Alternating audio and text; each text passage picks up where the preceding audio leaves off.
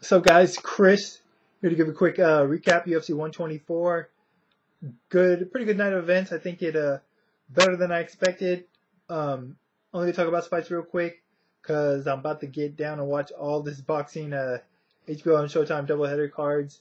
Kind of trying to avoid the internet and the cell phone. Don't want to find any results and stuff. So I'm just gonna shoot this video, upload it, and go watch the fights. Anyway, so main event, man, George St. Pierre, Josh Koscheck. Uh, I mean, I would say that the fight went as I expected, but it didn't. I mean, I expected George St. Pierre to win. I expected to go to decision, but I didn't expect to play out the way it did. George St. Pierre absolutely dominated Koscheck on the feet. I said that I hope, George St. Pierre went into more risk-taking, didn't do the ground and takedowns, just control from top position. And he did do that, established the jab early, swelled up Koscheck's eye in the first round, and from there on out, just had his way with them. Pretty one-sided performance. Pretty much picked Josh Koscheck apart throughout the entire fight. Never really came close to a finish, unfortunately. George never really went for that kill. There were a few times in the fight where he did look like he may have been going for a finish, landed a few flurries, mixed it up with punches and kicks, but never really had Koscheck in real danger. Closest I thought would maybe the corner would stop it or the doctor because of the eye, but they never did, which I was surprised by actually. But just a dominant performance by George St. Pierre. Probably the best he's looked in a while, just the way he fought overall, because it wasn't just a dominant top control position fight like the fights against Thiago Alves and Dan Hardy and BJ Penn. He dominated on the feet just as well. So showed a good takedown defense, even though he got taken down once. Koscheck didn't really do anything with it. Credit to Josh Koscheck, showed good takedown defense as well. And also credit to Koscheck, for building the promotion, as GSP said, making the fight interesting. People wouldn't have been as interested or invested in seeing Koscheck lose if he didn't make himself such a villain. And credit to Josh Koscheck for making it all 5 rounds. Any fighter could have easily said in between rounds when the doctor asked that they couldn't see out of that eye, which he probably couldn't, and the fight would have been stopped. So I will give Josh Koscheck credit for that. As for George St. Pierre, like I said, probably his best performance.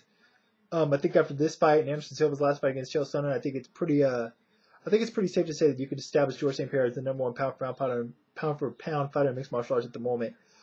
I think I'd have him number one. Currently, I think he's proven it. His performance was so dominant and so one-sided. It didn't get boring, but it was almost I can't think of the words, but it reminded me of in boxing, Floyd Mayweather, Manny Pacquiao fights of late. They're so one-sided that the guy's so dominant that it's not as intriguing or compelling as it is throughout the entire fight, but it's still impressive to watch nonetheless. As for what's next for George St. Pierre, I think it's Jake Shields. Honestly, the intrigue isn't really there, even though it's a new test.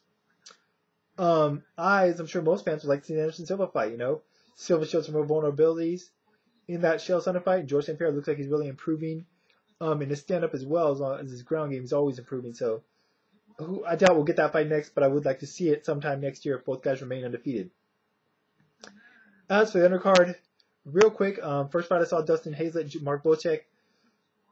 Man, I like McLove and Hazlett, but Koscheck, man, that triangle from the top and then rolling over and tapping him with it, that was just some slick, sick jiu-jitsu. Really impressive to watch. So, good win for Koscheck.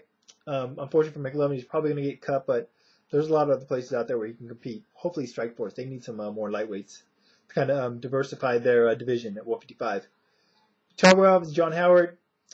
Fight started out good. Pretty good first round. And really good at the end of the last 10 seconds of the third round. In between, pretty much Thiago Alves just in control. Not as exciting a bout as I expected, but Alves looked good in the win. John Howard did his best, made the bell, so that's good for him.